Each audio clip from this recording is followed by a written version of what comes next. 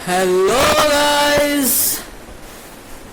तो कैसे हैं आप लोग? हेलो गाइस, तो कैसे हैं आप लोग? मैं वंश कथुरिया आप लोगों का स्वागत करता हूं आप लोगों के अपने YouTube चैनल पे, जिसका नाम है वीकेस केमिस्ट्री। तो गाइस, आप लोगों को जैसा कि याद होगा कि हम लोगों ने लास्ट लेक्चर में सॉल्यूशंस स्टार्ट किया था। जिन लोगों को याद है वो अपने लिए तालियां बजा सकते हैं। ठीक है, कोई कुछ नहीं कहेगा, बजा ले। ठीक है, एज यू ऑल नो हम लोगों ने लास्ट चैप्टर में सॉल्यूशंस की शुरुआत कर दी थी। तो सॉल्यूशंस में लास्ट टाइम हम पढ़ रहे थे कंसंट्रेशन टर्म्स। ठीक है, बहुत बढ़िया।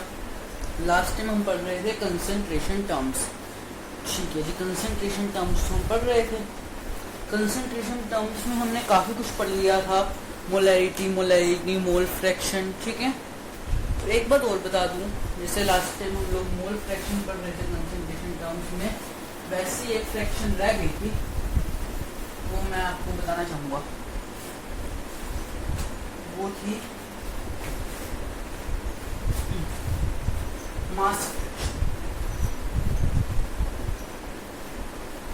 ये बड़ा सिंपल है मास फ्रैक्शन भी, जैसा मोल फ्रैक्शन किया था वैसे ही। ठीक है, मास फ्रैक्शन में क्या है? ठीक है, जैसे आप मास फ्रैक्शन निकालना, जैसे मोल फ्रैक्शन कैसे निकालते थे? Number of moles of that component divide by total number of moles. इसमें मतलब आपको मान लो ए और बी मिक्स में होंगे, तो आपको एक ही मास फ्रैक्शन निकालनी है, तो mass of A divided by total mass. ठीक है, मतलब टोटल मास जैसे। ठीक है, जैसे उसमें ऊपर उसके उतने moles divided by total moles, इसमें उस बंदे का उतना, मतलब उस कंपोनेंट का उतना मास डिवाइडेड बाय टोटल मास। ठीक है जी, होप सो आप ये समझ गए होंगे। Very good. इतना ज्ञान लेने के बाद मास फ्रैक्शन जैसे हो गया है, देखिए सिंपल है मास फ्रैक्शन, वैसे आपको जो नॉलेज क्रिएट करेगा है। ठीक है,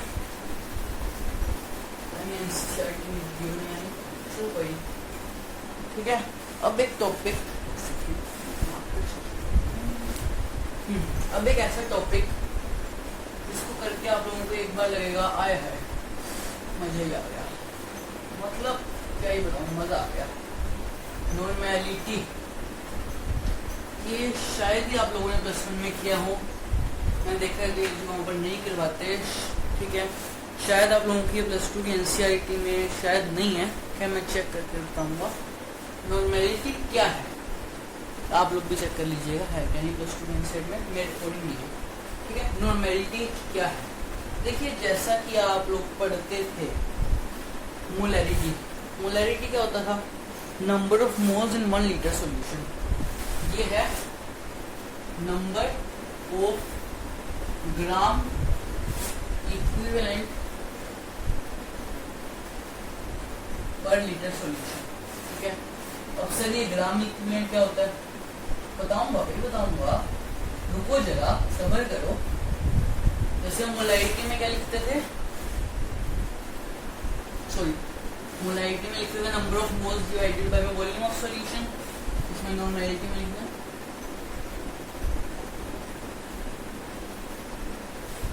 नॉर्मैलिटी में लिखिएगा आप नंबर ऑफ ग्राम इक्विवेलेंट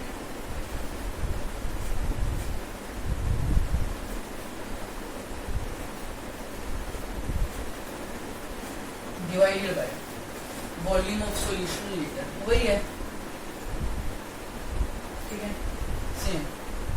अब इसमें पंगा ये आता है कि सर ये दो पहले ग्राम इक्विवेलेंट होता क्या है, बाकी सब कुछ सेम है, दिखने में फॉर्मूला मोलैरिटी जैसा ही लग रहा है, बट सर ये ग्राम इक्विवेलेंट होती क्या भला है, हमें क्या पता? आप लोगों की बात बिल्कुल सही है, आप लोगों को नहीं पता ग्राम इक्विवेलेंट क्या होती है, क्या होता है। तो सबसे पहले एक बार मैं इसे इरेज कर देता हूँ, जो कि जैसे थोड़ी आपको पता है शॉर्टेज है। चलो मैं एक बार इरेज कर देता हूँ इसे। ठीक है, ये नोट कर लो, स्क्रीनशॉट ले लो, देख लो भाई। Number of gram equivalent per litre solution is known as normality.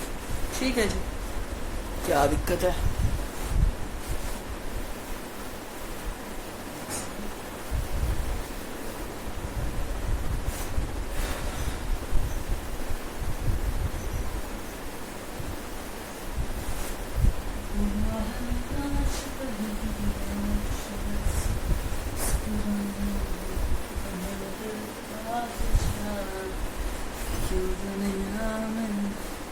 चलो आगे चलते हैं। हाँ, नंबर ऑफ ग्राम इक्विवेलेंट क्या है बताता हूँ। देखिए समझने वाला कंसेप्ट है, समझ लो तो मजा है, समझ जाओगे। नंबर ऑफ ग्राम इक्विवेलेंट चलिए होता क्या है। देखिए बेसिकली इसे निकालने के लिए फॉर्मूलास का ही सहारा लेना पड़ेगा। ठीक है, बस इसे निकालना क्या इसकी वैल्यू पूछते हैं। ठीक है, नंबर ऑफ ग्राम इक्विवेलेंट जो होता है, देखिए नंबर ऑफ मोल्स क्या होते थे, वेट जो भी हमें गिवन होता था, वेट ऑफ सोल्यूट। अगर नंबर ऑफ मोल्स निकालते तो वेट ऑफ सोल्यूट मात्रा कितना है, एक सेकंड चेक कर लूँ, एक सेकंड जस्ट 1 मिनट। दिख रहा है। ठीक है, weight of solute divided by में, ठीक है, डिवाइडेड बाय में इक्विवेलेंट मास। जिसमें आप वहां पर मोलर मास करते थे, इसमें आता है इक्विवेलेंट मास। और सभी इक्विवेलेंट मास कैसे होते, चलो हमें सोल्यूट का तो मास गिवन हो, चलो कोई नहीं। और सभी इक्विवेलेंट मास हम कैसे निकालें बताता हूँ भाई, बताने के लिए बैठा हूँ। मतलब इसे मैं निकालते जाना है, मतलब इसमें हमें काफी कुछ निकालते ही जाना है। ठीक है, तो इक्विवेलेंट मास देखिए, ठीक है, इक्विवेलेंट मास होता है मोलर मास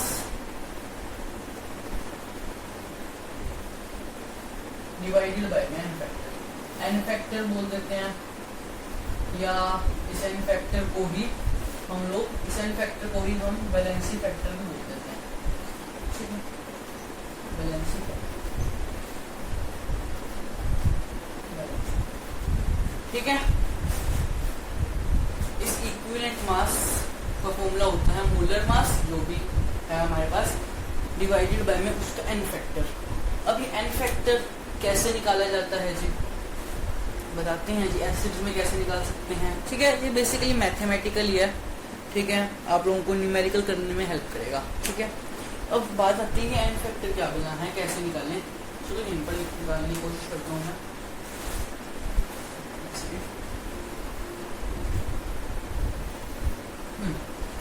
एन फैक्टर कहो चाहे इसको कहो आप लोग बैलेंसी फैक्टर।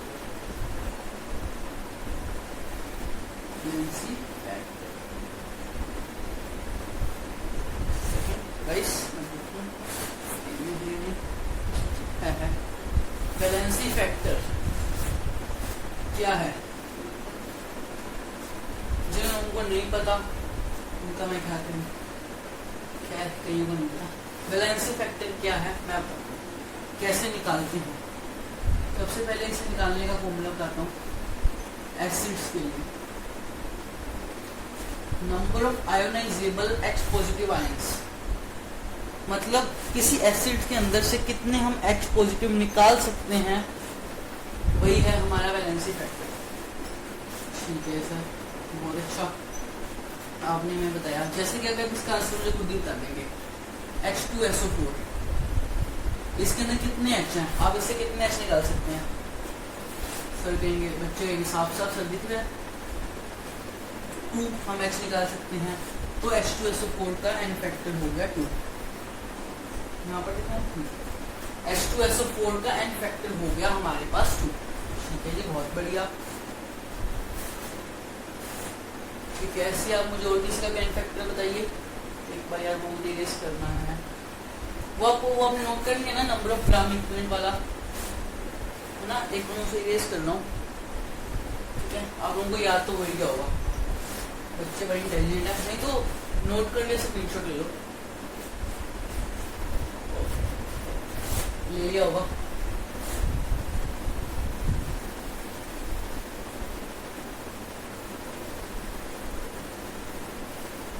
क्या बैलेंसिंग फैक्टर आप मुझे बताना। सबसे पहले हम बात करें एसिड्स की, ठीक है। ये एसिड्स में एन फैक्टर होता है number of ionisable H positive ions, ठीक है, कितने H पॉजिटिव से निकाल सकते हैं, ठीक है, बेसिकली, ठीक है। अब आप मुझे बताइए एन फैक्टर H3PO4 का।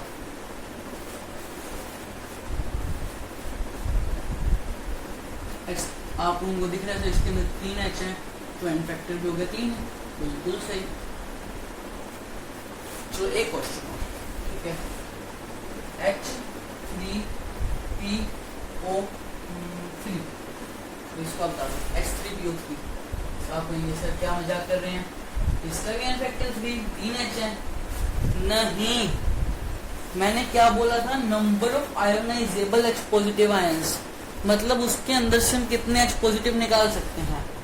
देखिए हम निकाल वो वाले H पॉजिटिव आयंस पाएंगे जो ऑक्सीजन के साथ जुड़े हुए हैं, ठीक है, ठीक है। तो H3PO3 की स्ट्रक्चर नहीं है। और बताइए मुझे इसके साथ ऑक्सीजन के साथ कितने जुड़े हुए हैं H, ठीक है। फॉस्फोरस के 5 बॉन्ड बनते हैं ना, ये इसकी कुछ ऐसी सी स्ट्रक्चर दिखती है, मैं आपको दिखाता हूँ।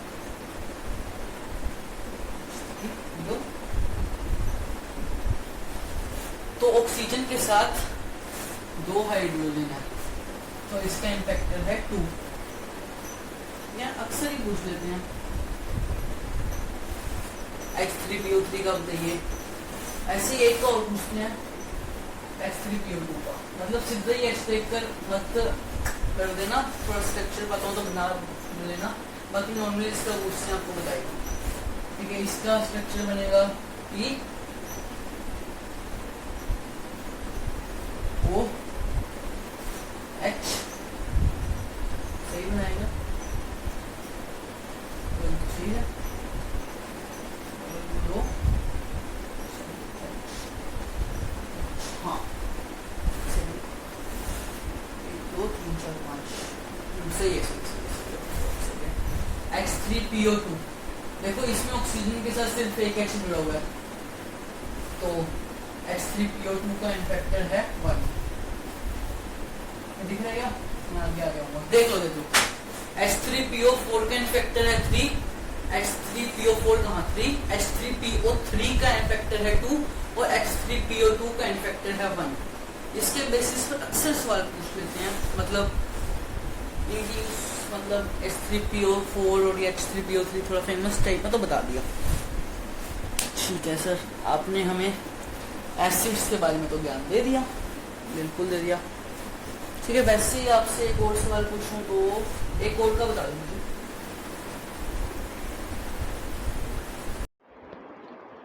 गाइस, जैसा कि मैंने आप लोगों को अभी वैलेंसी फैक्टर ऑफ एसिड्स बताया, जैसे H3PO4, H3PO3, H3PO2 का कैसे अलग अलग वैलेंसी फैक्टर उनके स्ट्रक्चर्स के अकॉर्डिंग, वैसे ही एक कंपाउंड हो रहा है एसिड जिसका, यानी कि H3BO3, जिसका वैलेंसी फैक्टर NF होता है 1। कैसे, क्यों, देखो इसका रीज़न इसकी स्ट्रक्चर नहीं है कि ऑक्सीजन के साथ इतने एटम हो, इसमें 3 ऑक्सीजन के साथ 3 हाइड्रोजन तो हैं इस स्ट्रक्चर में H3BO3 की, बट स्टिल इसका वैलेंसी फैक्टर 1 नहीं है। उसका कारण क्या है वो सुन लीजिए, आप लोगों को अच्छा लगेगा, ठीक है। और आगे तो क्या ही बोलूँ, ठीक है। देखिए जैसे कि एक्वस H3BO3 है, यानी कि मतलब H3BO3 को पानी के साथ रिएक्ट करवा दीजिए तो क्या बनता है, एक second guys, B negative OH4 plus H positive. देखो वैलेंसी फैक्टर होता क्या, नंबर ऑफ आयोनाइजेबल हाइड्रोजन्स, ठीक है, एसिड्स के केस में। देखो जब H3BO3 पानी के साथ गया तब एक ही हाइड्रोजन निकला, जैसा कि आप देख सकते हैं, ठीक है, और एक बना B नेगेटिव OH4। ये रिएक्शन कैसे है, अभी इसके बारे में तो अब ज़्यादा क्या ही समझ पाएंगे, ठीक है, ये समझना थोड़ा है कठिन काम, ठीक है। अभी ये तो आपको वैसे आपकी नॉलेज के लिए मैंने बताया कि H3BO3 का इन्फेक्टर 1 होता है, बेसिकली तो ये बात आपने याद रखनी है जो आपको क्वेश्चंस में हेल्प करेगी, ठीक है। बाकी इस रिएक्शन के बारे में थोड़ा और बता दूं कि जो H3BO3 है बी के साथ 3 OH हैं और एक OH जिसे H2O कहा जाता है, तो BOH4 हो जाता है और एक H पॉजिटिव। कुछ इस टाइप के रिएक्शन है। बाकी आप मेनली बस इतना याद रखिए कि H3BO3 का N फैक्टर होता है 1। ठीक है सर जी, ये तो हमें अच्छे से समझ आ गया।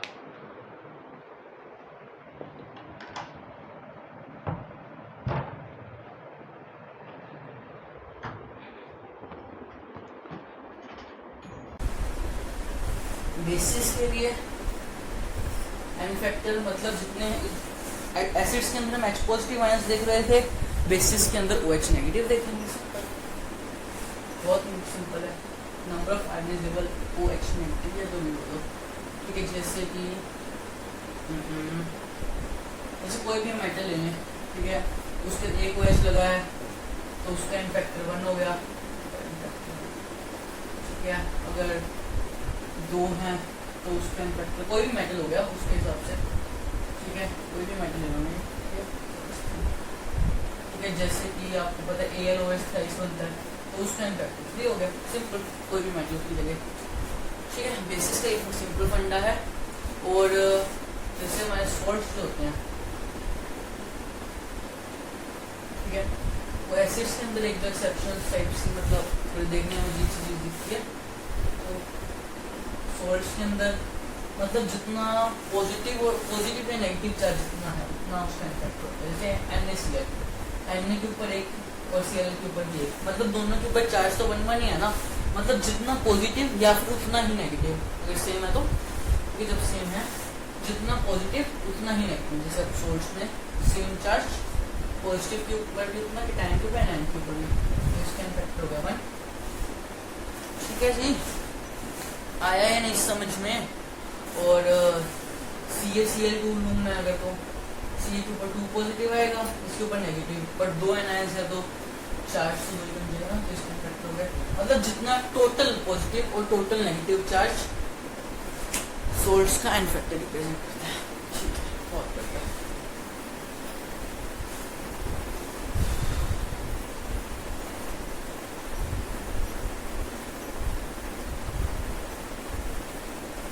वैलेंसी फैक्टर समझिए कैसे निकालते हैं।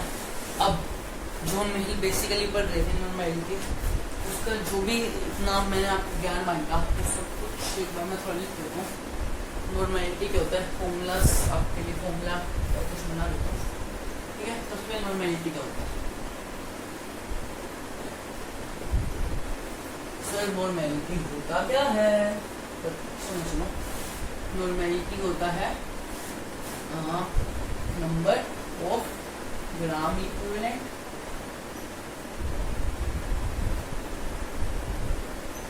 Divided by volume of solution in litre. तो volume of solution in litre, ठीक है। अब ये नंबर ऑफ ग्राम इक्विवेलेंट क्या होता है,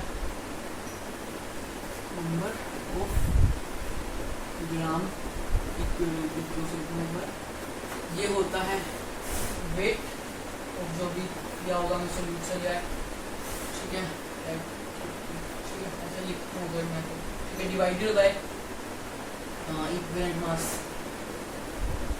और इक्विवेलेंट मास किसके इक्वल लिख सकता हूँ मैं, मोलर मास है ना, मोलर मास को एक बार मैं mm से लिख सकता हूँ, molar mass divided by n factor. N factor को उसके ऊपर चला जाए, WB by molar into n factor. Okay sir, मतलब ये हमारे पास नंबर ऑफ ग्राम इक्विवेलेंट आ गया। और given mass by molar mass होता है नंबर ऑफ मोल्स के इक्वल, यानी कि number of moles into n factor. ये निकालना ऐसे ही, मैं वैसे उसके लिए एक शॉर्टकट से फॉर्मूला बनाना हूँ, ठीक है। n into n factor number of gram equivalent की वैल्यू होगी, यानी number of moles into valency factor. तो नॉर्मैलिटी क्या बनी, n into n factor divided by volume of solution in litre, volume of solution in litre, ठीक है। और देखो number of moles divided by volume of solution, ये होता है मोलैरिटी के इक्वल, यानी कि एक बड़ा प्यारा रिलेशन है मोलैरिटी और नॉर्मैलिटी के बीच में, जो कई बार काम आ जाता है। मतलब नॉर्मैलिटी नहीं निकाली ना निकाल लो, मोलैरिटी निकाल लो, उसको एन फैक्टर से मल्टीप्लाई कर दो, इतना सा काम है।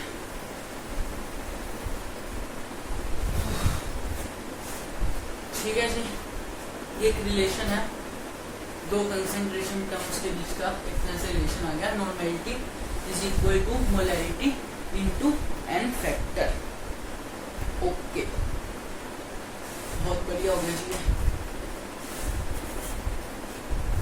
ठीक है, अब बारी आती है, अब मैं और रिलेशन लिखना चाहता हूँ कुछ और कंसेंट्रेशन टर्म्स के बीच में रिलेशंस, ताकि जिससे आपको क्वेश्चन हल करने में आसानी हो। पहले वो रिलेशन करना है या फिर पहले नॉर्मल क्वेश्चन ही करना है? चलो पहले रिलेशन कर दो, तुम्हें अच्छा लगेगा। ठीक है, पहले रिलेशन, ठीक है, उसके बाद देख लो क्वेश्चन तुम। ओके गाइस, तो पहला रिलेशन तो बता दिया नॉर्मेलिटी और मोलैरिटी के बीच में। अब आता है रिलेशन मोलैरिटी और मोल फ्रैक्शन के बीच में। ठीक है, देख लीजिए क्या है वो रिलेशन। ठीक है, मोलैरिटी एंड मोल फ्रैक्शन। ठीक है,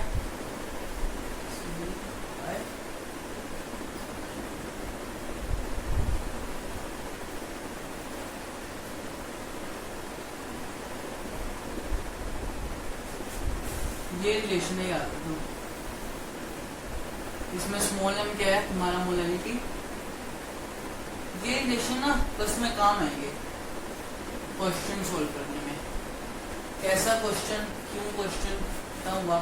क्योंकि ये xd और x से तो मोल फ्रैक्शन रिप्रेजेंट कर रहे हैं, और ये रिप्रेजेंट कर रहा है मोलर मास ऑफ सॉल्वेंट। ठीक है, मोलर मास इसका सॉल्वेंट। ओके, ये तो समझ आ गया। एक सेकेंड, इसे नोट कर लो। मैं स्क्रीन से हट जाता हूँ, इसे नोट कर लो। अगर नोट नहीं करना तो इसका स्क्रीनशॉट भी ले सकते हो। ठीक है, अब बारी आती है एक नेक्स्ट रिलेशन, जो है मोलैरिटी और परसेंटेज वेट बाय वेट। ठीक है, अब चाहे तो इन सभी रिलेशंस को डिराइव भी कर सकते हैं। खैर, आप चाहे तो डायरेक्ट फॉर्मूला याद कर लीजिए, घर पे ट्राई करना, फिर डिराइव भी कर सकते हैं। ठीक है, molarity capital M 10 into percentage weight by weight into density divided by में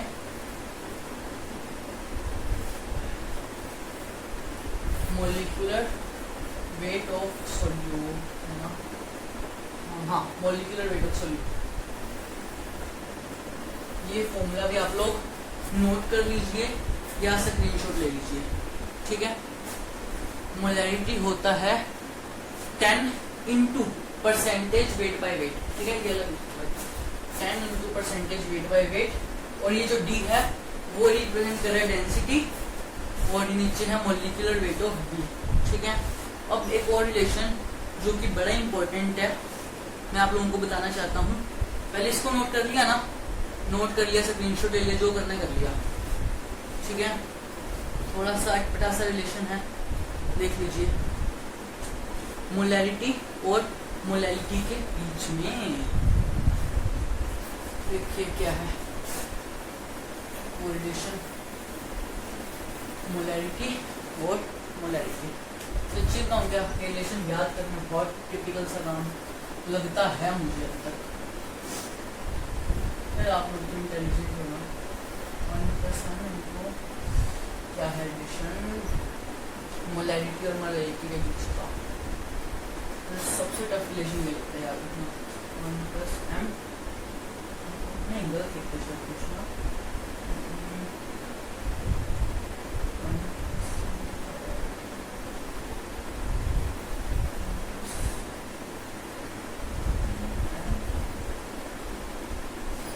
sorry guys, rules and regulation, एक सेकंड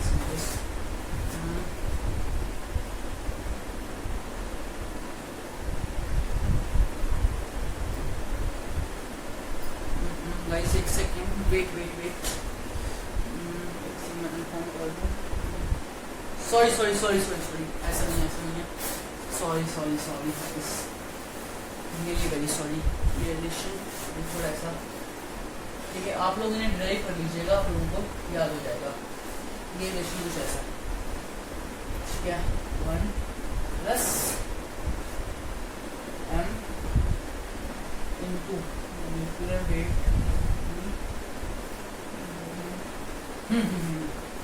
ये रिलेशन ये मोलैरिटी और मोलैरिटी के बीच का रिलेशन ये है। सॉरी गाइस, अभी रियली वेरी सॉरी, चलो कोई बात नहीं। मोलैरिटी और मोलैरिटी के बीच का रिलेशन याद रख लो। इसमें कैपिटल M रिप्रेजेंट कर रहा है मोलैरिटी, स्मॉल m रिप्रेजेंट कर रहा है मोलैरिटी, और D रिप्रेजेंट कर रहा है डेंसिटी, और 1 रिप्रेजेंट कर रहा है 1, और ये मॉलिक्यूलर वेट ऑफ सॉल्यूट। ठीक है, नोट कर लो, स्क्रीनशॉट ले लो, तो करना है आप लोग। ओके गाइस, तो रिलेशन तो हो गए, ठीक है। अब नॉर्मैलिटी से रिलेटेड एक कंसेप्ट हो रखता है, कुछ इक्विवेलेंस रिलेशन, कुछ इस टाइप का, वो मैं आप लोगों को बताना चाहता हूँ। कुछ इक्विवेलेंस से रिलेटेड कुछ आता है, मतलब नॉर्मैलिटी के अंदर एक और कंसेप्ट आता है, ठीक है, बताना चाहता हूँ। अब आप लोग मुझे बताओ, वो पहले करवाऊँ या न्यूमेरिकल्स पहले? ठीक है, आई थिंक सो पहले न्यूमेरिकल्स कर लेते हैं, आप लोगों को अच्छा लगेगा। तो गाइस स्टार्ट करते हैं न्यूमेरिकल्स।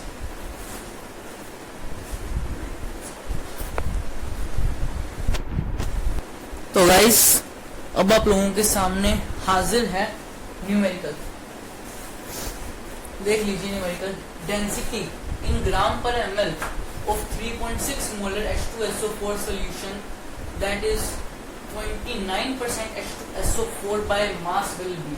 ठीक है, अरे यहाँ पर यूनिट देखो तो एक बात भूल गया, मैंने आपको लास्ट में बताया था कि जब हम मोलर मासेस ले रहे थे, जो आपको फॉर्मूलाज बताए थे, उसमें उन फॉर्मूलाज के लिए आप मास ग्राम में और डेंसिटी ग्राम पर ml में ले सकते, कि आपने लेनी है। ठीक है, मास वास ग्राम में और डेंसिटी इसमें, ठीक है, तो सब कुछ कन्वर्ट कर कर ही आप लोगों को फॉर्मूला मिला होगा। ठीक है, उसमें आप मास एज ए ग्राम यूज कर सकते हैं और डायरेक्ट आप यूज करो इसको फॉर्मूलाज। ठीक है, चलो देखो मोलैरिटी का क्या फॉर्मूला था, ये तो यूज वाला था 10x भी। देखो बस ये फॉर्मूला तो मतलब ऐसा रटा हुआ रहता है, बाकी फिर भी एक बार याद करने भूल जाते हैं, बट ये ईजी है। ठीक है, 10x percentage weight by weight, sorry percentage weight by weight into में डी।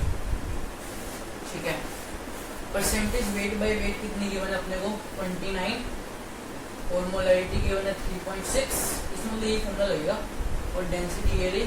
ठीक है, और molar mass of H2SO4 in solute वो आपको पता ही है, वो होगा आपका 2 प्लस 32 प्लस ऑक्सीजन का 64, तो ये आएगा 98। ठीक है, 98 ग्राम H2SO4। ठीक है, बस फॉर्मूले में करो वैल्यू। ठीक है, 3.6 इंटू इज इक्वल टू 10।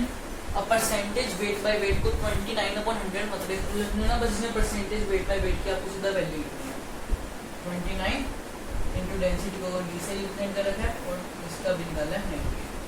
ठीक है, इसे सोल्व करते हैं, आप लोगों के साथ ही करता हूँ। बी की वैल्यू आएगी 3.6 इंटू 98 बाय में 290।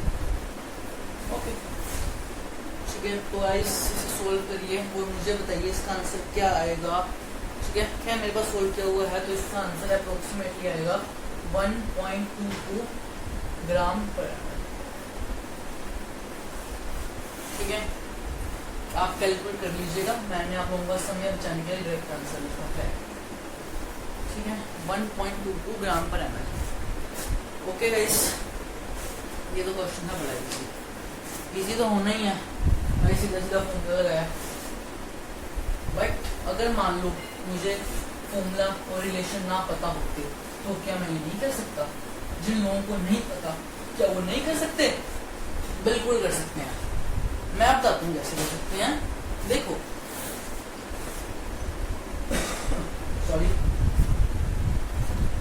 तो इसको करने का जिन लोगों के पास मतलब नहीं पता, जिन लोगों को फॉर्मूला, वो कैसे कर सकते हैं। 29% H2SO4 यानी कि 100 ग्राम सॉल्यूशन के अंदर 29 ग्राम H2SO4 है। ओके, बहुत ही बढ़िया। हमें डेंसिटी निकालनी है। ओके, डेंसिटी होता क्या है? Mass by volume. Okay, let's wait. Density of solution निकालनी है ना, नहीं निकालेंगे। तब हम इसे कैसे निकाल पाते हैं? चेक कर लूँ। काफ़ी ज़्यादा मंगा उठाने वाला है, मुझे लगता है। ठीक है, 29 ग्राम हमें H2SO4 दिया मैंने। ठीक है, बाद में ठीक है। और मोलैरिटी की 3.6 यानी कि 3.6 इज इक्वल टू 29 बाय में 98। भाई ये तो समझ गए ना, number of moles can be 29 by 98 into volume of solution in litre, जो कि हमें नहीं पता, इंटू में 1000। ठीक है, तो इससे हम पहले वैल्यू निकालते वॉल्यूम की। ठीक है, वॉल्यूम आती है हमारे पास 29 इंटू 1000 बाय में 98 इंटू 3.6। ठीक है जी, हम लोगों के पास वॉल्यूम की वैल्यू आ गई, जो कि है 29 इंटू 1000 बाय में इंटू 3.6। ठीक है, और हमें निकालना है डेंसिटी।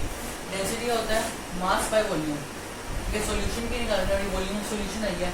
हमने मास ऑफ सॉल्यूशन 100 ग्राम है, अगर हमने 29 ग्राम H2SO4 लिया है तो डिवाइड कर दो 100 डिवाइडेड बाय में 29 इंटू 1000, ये ऊपर चला जाएगा 98 इंटू 3.6। ठीक है, तो ये से कट जाएगा तो आएगा 98 इंटू 3.6 बाय में 2।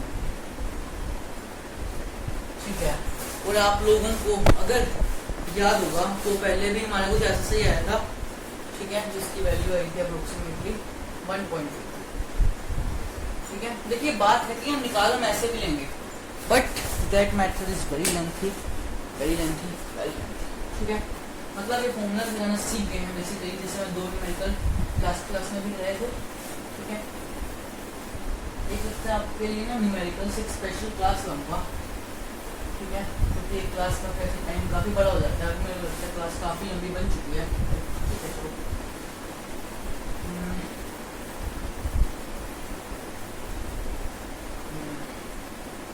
चलो कोई बात नहीं, एक न्यूमेरिकल और कर लेते हैं। थक गए हो गया आप लोग भी, मैं भी थक गया हूँ। तो गाइस, नेक्स्ट न्यूमेरिकल है आप लोगों की स्क्रीन पर। देखिए सिंपल है, मोलैरिटी निकालनी है। मोलैरिटी का रिलेशन बताया था XB by XA into 1000 by में मॉलिक्यूलर वेट ऑफ A यानी कि सॉल्वेंट। और ये एक्वस सैंपल है। पहले क्वेश्चन कर लेता हूँ। Mole fraction of acetic acid in an aqueous sample is 0.1 और हमें मोलैरिटी निकालनी है। ठीक है भैया, एक्वस सैंपल है तो एक्वस सैंपल यानी कि सॉल्वेंट होगा हमारे पास पानी, और पानी का मॉलिक्यूलर वेट बचपन से पता है वो है 18 ग्राम। जिन्हें नहीं पता वो गंगा जल में जाकर पहले डुबकी ले।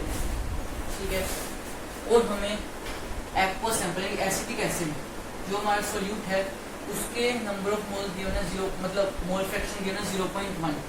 तो मोल फ्रैक्शन ऑफ वाटर कितनी आएगी? 0.9। अब ये भी जिन्हें समझ में नहीं आया उनका मैं क्या करूँ? ठीक है, बताऊँगे कैसे आया। XA प्लस XB पता 1 इक्वल होता है, आपको बताया था। XA आएगा यानी कि 1 माइनस XB, XB पता है 0.1 तो 0.9 हमारे पास XA की वैल्यू आएगी, यानी कि मोल फ्रैक्शन ऑफ सॉल्वेंट 0.9 आएगा। ठीक है, ये आप लोगों को बुक से समझ आ गया होगा। बस फॉर्मूला में वैल्यूज पुट कीजिए। ठीक है, आप लोग चाहें तो थोड़ी मेहनत मशक्कत कर कर, जैसे पुराना क्वेश्चन मैंने फॉर्मूला और वैसे भी बता दिया था ना, इसमें भी अगर आप चाहें तो मेहनत मशक्कत करके वो काम कर सकते हैं। ठीक है, बट करना चाहिए, फॉर्मूला है ना हमारे पास 1000। फिर बाकी आप लोग कर लीजिएगा, उससे अच्छा होगा, चीज़ें ज़्यादा अच्छी समझ आएंगी। ठीक है, इंटू 18 और तो क्या बेनिफिट। तो इसे जब आप सोल्व करेंगे, ठीक है, तो इसे सोल्व करने के पास आपका आंसर आएगा 6.17 मोलर। ठीक है, ये याद है, आप लोगों को सोल्व करना है। अप्रोक्सीमेट आंसर लगभग आएगा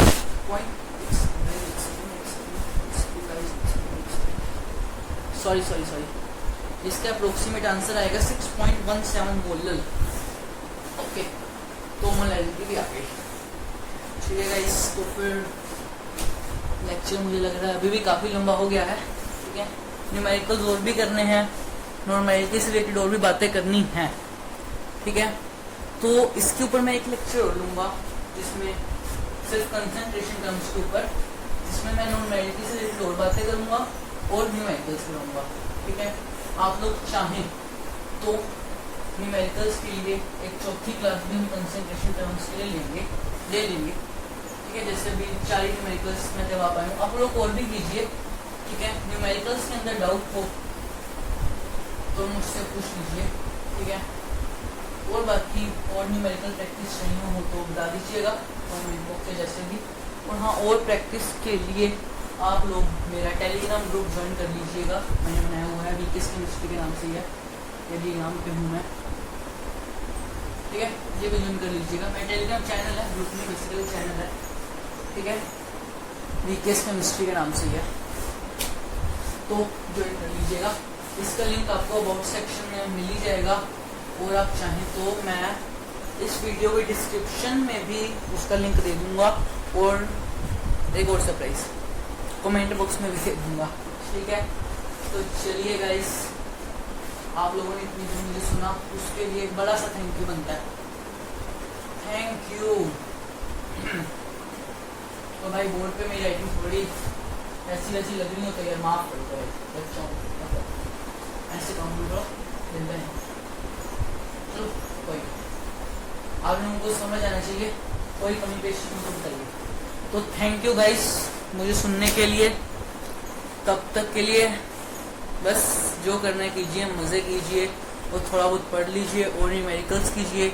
डाउट है तो बताइए, और कुछ और नॉर्मल पूछना हो कंसेप्ट से रिलेटेड तो कमेंट बॉक्स में पूछ सकते हैं। ठीक है, और बाकी जो करना कीजिए, मज़े कीजिए, आप लोगों की लाइफ मज़े कीजिए। एंड तब तक के लिए बच्चों bye bye, and all the people bye bye. Okay bye, love you all.